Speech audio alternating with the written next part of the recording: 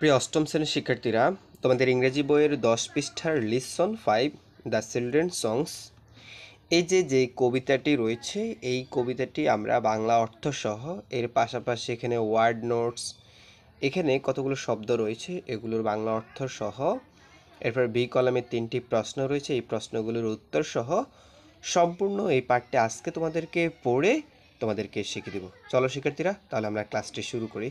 তোমাদের অন্যান্য ক্লাসগুলো, ইংরেজির পূর্বের ক্লাসগুলো এবং পরবর্তী ক্লাসগুলো, বাংলা, অঙ্ক, সবগুলো বিষয় তোমরা এই চ্যানেলে পাবে। সেটার লিঙ্ক প্রথম কমেন্টে অথবা ডেসক্রিপশনে দেওয়া থাকবে, সেখান থেকে তোমরা দেখে নিও। চলো আমরা এখানে যে কবিতাটি দেওয়া হয়েছে, এই কবিতাটি প্রত্যেকটা লাইনের বাংলা অর্থ সহ পড়ে নিব, ঠিক আছে? তো শিক্ষার্থীরা, এখানে কবিতার লাইনগুলো কিন্তু তোমাদের কবিতার মতো করে হবে, তোমরা তো জানো, ঠিক আছে? তো ওই বিষয়টি খুব মনোযোগ সহকারে দেখবা। কবিতাটি হচ্ছে দ্য চিলড্রেন সং, শিশুদের গান। এখানে land of our birth we pledge to thee, আমাদের জন্মভূমি আমরা তোমাকে অঙ্গীকার করি। Our love and toil in the years to be, আগামী দিনে আমাদের ভালোবাসা এবং পরিশ্রম তোমার জন্য হবে। When we are grown and take our place, যখন আমরা বড় হব এবং আমাদের স্থান গ্রহণ করব। As a man and women of our race, আমাদের জাতির পুরুষ ও নারী হিসাবে। এরপরে দেখো এখানে father in heaven who lovest all, পিতা, স্বর্গের পিতা যিনি সবাইকে ভালোবাসেন। O help thy children when they call, তোমার সন্তানদের সাহায্য করো যখন তারা তোমাকে ডাকে। That they may bold from age to age, যেন তারা যুগ থেকে যুগে গড়ে তুলতে পারে। অ্যান আনডিফিল্ড হেরিটেজ, একটি কলঙ্কহীন উত্তরাধিকার। Teaches us to bear the yoke in youth, আমাদের শিক্ষাও যৌবনের দায়িত্ব বহন করতে। উইথ স্যাটিসফ্যাক্টনেস, এখানে steadfastness and careful truth, অবিচল এবং যত্ন সহকারে সত্যের সাথে। That in our time thy grace may give, যাতে আমাদের সময়ে তোমার অনুগ্রহ দিতে পারে। The true whereby the nation live, সেই সত্য যা জাতি বেঁচে থাকে। যদি আমি কবিতার তেমন একটা আবৃত্তিও করতে পারি না, পড়তেও পারি না, তোমরা তোমাদের মতো করে আরো স্মার্টভাবে পড়ে নিবা, ঠিক আছে? টিচার্স টু, আমার মতো করে পড়ে যদি শ্রেণীকক্ষে বলো, শিক্ষক তোমাকে নিশ্চয়ই মারবে। তোমরা একটু আরও ভালোভাবে পড়ার চেষ্টা করো, ভালোভাবে কয়েকবার পড়লে তোমরা আশা করি তোমরা এটা আরও দ্রুত পড়তে পারবা, ঠিক আছে? তো আমি যেহেতু প্রথমবারের মতো পড়তেছি, আর যেহেতু ভিডিও মেক করতে একটু আনকমফোর্টেবল ফিল হয় পড়ার সময়, সো ওই বিষয়টি তোমরা আরও ভালোভাবে উপস্থাপন করার চেষ্টা করবা, ঠিক আছে? আচ্ছা, এখানে বলছে teachers rules our self always, আমাদের শিক্ষাও নিজেদের নিয়ন্ত্রণ করতে সবসময়। Control and cleanly night and day, নিয়ন্ত্রিত এবং পরিষ্কারভাবে দিনরাত। That we may bring if need arise, যাতে আমরা আনতে পারি যদি প্রয়োজন হয়।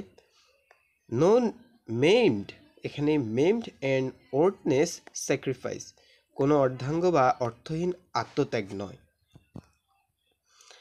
এরপরে দেখো teach us to look in all our ends, আমাদের শিখাও আমাদের প্রতিটি শেষের দিকে দেখার জন্য। অন দি ফর জাজ অ্যান্ড নট আওয়ার ফ্রেন্ডস, তোমার দিকে বিচারক হিসেবে আমার বন্ধু নয়। That we with thee may walk uncovered, যাতে আমরা তোমাদের সাথে নির্ভয়ে চলতে পারি। By fear or favour of the crowd, ভয় বা জনতার প্রভাব ছাড়াই। টিচ আস দ্য স্ট্রেংথ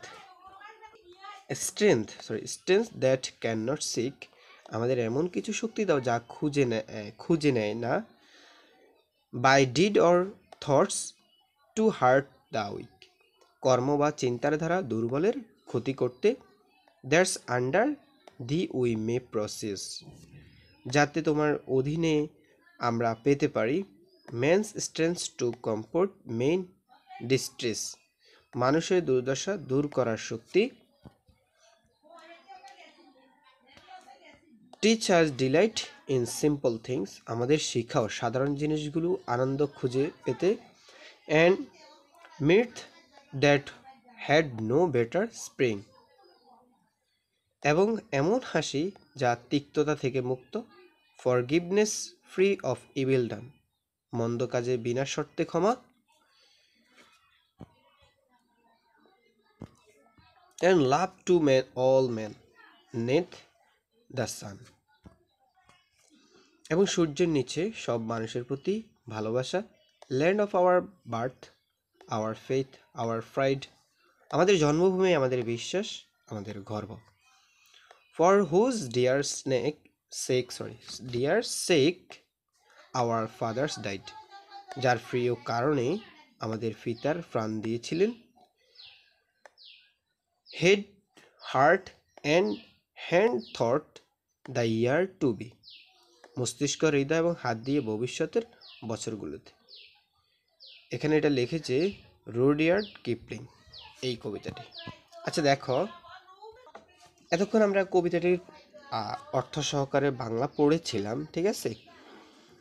এরপরে আমাদের যে বিষয় শিক্ষার বিষয়গুলো দেখো, এখানে রয়েছে কিছু ওয়ার্ড নোট রয়েছে, আমরা ওয়ার্ড নোটগুলো শিখব। যেমন প্লেজ অর্থ হচ্ছে অঙ্গীকার, মেক এ প্রমিস অর্থ হচ্ছে প্রতিশ্রুতি দেওয়া, টোল অর্থ কঠোর পরিশ্রম, হার্ডওয়ার্ক অর্থ কঠোর পরিশ্রম, লাভেস্ট অর্থ প্রিয়, লাভ অর্থ প্রিয়, দায় অর্থ তোর, ইউর অর্থ তোমার, ঠিক আছে। আনডিফিল্ড অর্থ কলঙ্কহীন, পিওর অর্থ এই বিশুদ্ধ, হেরিটেজ ঐতিহ্য, এরপরে ইউক অর্থ জোয়াল বা আমরা এটাকে লাঙ্গনও বলে থাকি। এরপরে আচ্ছা এরপরে দেখো তো শিক্ষার্থীরা, এখান থেকে এরপরে এখানে কতগুলো প্রশ্ন রয়েছে, আমরা এই প্রশ্নগুলো দেখবো। দেখো বলা হয়েছে read the poem silently and answer the following question. এই যেখানে 3টা প্রশ্ন দেওয়া হয়েছে, আমরা এই 3টা প্রশ্ন এখন অর্থ সহকারে শিখব। তো আচ্ছা এখানে প্রশ্নগুলো আমরা পড়ব, তারপরে প্রশ্নগুলো উত্তরও পড়ব। দেখো প্রথম প্রশ্ন বলছে what do the children promise to their motherland, শিশুরা তাদের জন্মভূমিকে কি প্রতিশ্রুতি দেয়। এর উত্তর হচ্ছে they promise to love and work hard for their motherland, তারা তাদের জন্মভূমিকে ভালোবাসা এবং কঠোর পরিশ্রমের প্রতিশ্রুতি দেয়। 2 number, what do the children ask God to teach them, তারা শিশুরা স্রষ্টার কাছে কি শেখার প্রার্থনা করে। They ask God to teach them responsibility, truthfulness, kindness, forgiveness and love for all, তারা প্রার্থনা করে স্রষ্টার কাছে যেন তাদের দায়িত্বশীলতা, সত্যবাদিতা, দয়া, ক্ষমা এবং সবার প্রতি ভালোবাসা শেখান। এরপরে দেখো 3 নম্বর প্রশ্নে বলা হয়েছিল do you like the poem, তুমি কি কবিতাটি পছন্দ করেছো এবং কেন, হোয়াই কেন। Yes I like the poem, আমি কবিতাটি পছন্দ করি because it teaches love for the country, responsibility and humanity, হ্যাঁ আমি কবিতাটি পছন্দ করেছি কারণ এটি দেশপ্রেম, দায়িত্ববোধ এবং মানবতা শিক্ষা দেয়। শিক্ষার্থীরা পরবর্তী ক্লাসে তোমাদের বাকি যে কাজগুলো রয়েছে সেগুলো তোমাদেরকে দেখিয়ে দেবো। তোমরা যারা চ্যানেল নতুন অবশ্যই চ্যানেলটি সাবস্ক্রাইব করে রাখবে, আর যারা করেছো তাদেরকে অসংখ্য ধন্যবাদ। তোমরা সবাই ভালো থাকবে।